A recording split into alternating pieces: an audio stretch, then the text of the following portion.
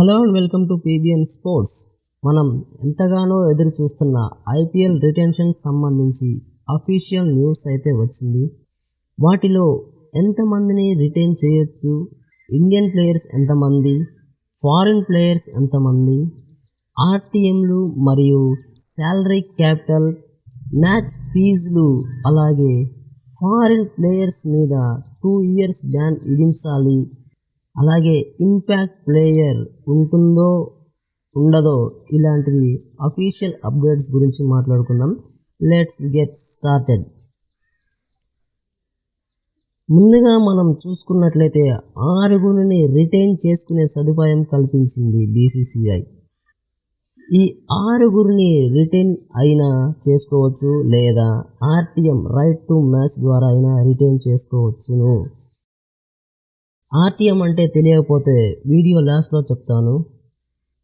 రెండో అప్డేట్ ఏంటంటే, రిటెన్షన్ ద్వారా అయితే 6 ప్లేయర్స్ని రిటైన్ చేసుకోవచ్చు, ఇంక్లూడింగ్ 1 అన్క్యాప్డ్ ప్లేయర్. లేదా RTM ద్వారా అయితే మ్యాక్సిమం 5 ప్లేయర్స్, వారిలో ఇండియన్ అయినా ఫారినర్ అయినా 2 అన్క్యాప్డ్ ప్లేయర్స్ని రిటైన్ చేయొచ్చు. ఇక్కడ ఇంకో చిన్న విషయం, 6 రిటెన్షన్లో ఇండియన్ అయినా ఫారినర్ అయినా అని లిమిట్ లేదు, ఎవరినైనా రిటైన్ చేసుకోవచ్చు అనే ఆఫర్ BCCI ఇచ్చింది.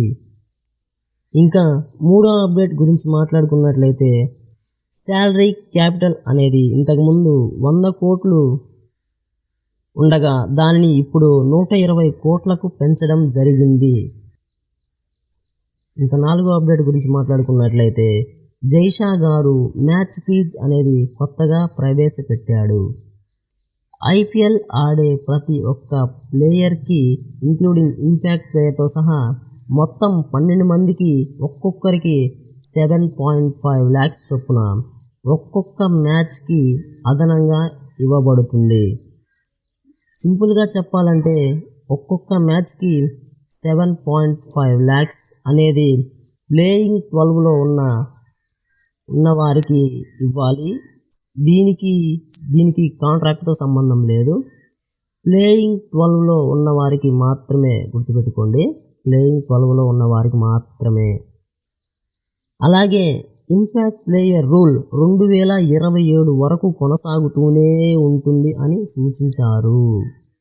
ఏ ఓవర్సీస్ ప్లేయర్ అయినా మెగా ఆక్షన్లో రిజిస్టర్ చేసుకోకుండా మినీ ఆక్షన్లోకి ఎలిజిబుల్ కాదు అని వెల్లడించారు.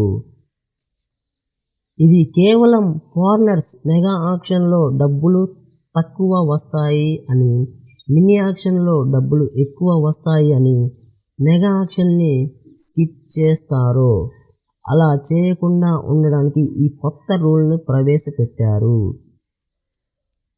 ఇంకొక ఇంపార్టెంట్ అప్డేట్ ఏంటంటే, ఒక ప్లేయర్ని ఆక్షన్లో కొనుగోలు చేస్తే ఎటువంటి బలమైన కారణం లేకుండా లాస్ట్ మినిట్లో విత్డ్రా అయితే అతను 2 సంవత్సరాలు IPL ఆడకుండా బ్యాన్ అనేది విధించడం జరుగుతుంది.